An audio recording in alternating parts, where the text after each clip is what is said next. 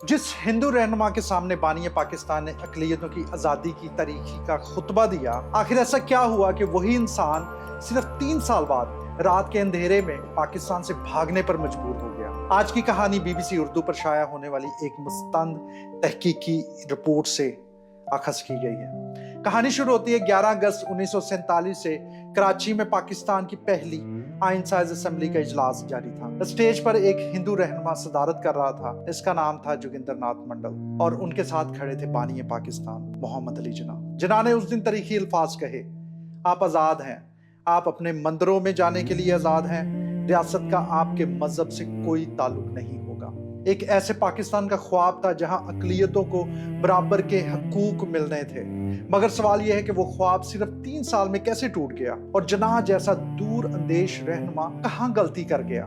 मोरखीन कहते हैं कि मोहम्मद अली जिन्ना जो है वो एक असूल पसंद कानूनदान थे। तहरीके पाकिस्तान के दौरान उन्होंने जिस जज्बे को उभारा, वो समझते थे कि पाकिस्तान बनने के बाद उसे काबू कर लेंगे, लेकिन ये जिन्ना का एक बहुत बड़ा गलत अंदाजा साबित हुआ। उन्होंने मजहबी जुनूनियत के सामने अपनी ताकत का गलत अंदाजा लगाया। वो कुव्वत पाकिस्तान बनने के बाद इनके कंट्रोल से बाहर हो गई। जिन्ना अकलियतों को बराबर के हकूक देने के मामले में मुखलिस थे, सच्चे थे, लेकिन वो ऐसा ना कर पाए।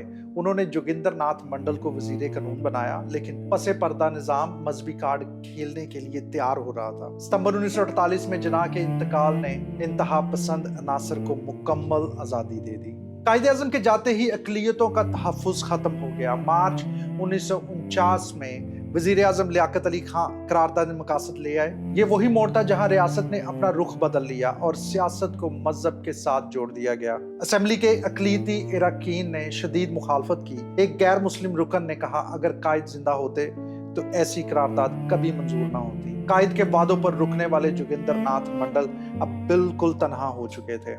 नया पाकिस्तान अब वो पाकिस्तान नहीं रहा था जिसका ख्वाब उन्हें दिखाया गया था। नाइंसाफी सिर्फ कानून तक महदूद नहीं रही। 1950 तक मशरकी पाकिस्तान में हिंदुओं और दलितों पर जमीन तंग कर दी गई। खलना और बाड़ी साल में दलित बरादरी पर क़यामत टूट पड़ी। मंडल को मिलने वाले खतूत में खौफनाक मज़ालिम दर्ज थे, जबरी तब्दीली मजहब, औरतों की बेहरमती और कत्लो गारतगरी। पाकिस्तान के पहले वजीर कानून अपने लोगों को ना बचा सके। उन्हें सिर्फ एक सियासी शो पीस बनाकर अलग कर दिया गया। आखिरकार 8 अक्टूबर 1950 को मंडल ने इस्तीफा दे दिया। उन्होंने लिखा कि इस जुनूनियत की जिम्मेदारी खुद एस्टैब्लिशमेंट है जो मजहब को एक आले के तौर पर इस्तेमाल कर रही है। वो मायूस होकर रातों रात कलकत्ता मुंतकिल हो गए। मंडल के जाते ही पाकिस्तान में तूफान खड़ा हो गया। जिस शख्स को कायद ने चेयरमैन बनाया उसे गद्दार कहा गया, मगर अलमिया देखे जब वो इंडिया पहुंचे तो ऊंची जात के हिंदुओं ने भी उन्हें ना अपनाया। उन्हें तंजन जोगन अली मुल्ला कहा जाने लगा। पाकिस्तान का साबिक वजीर कानून कच्ची झुग्गी में रहने पर मजबूर हो गया।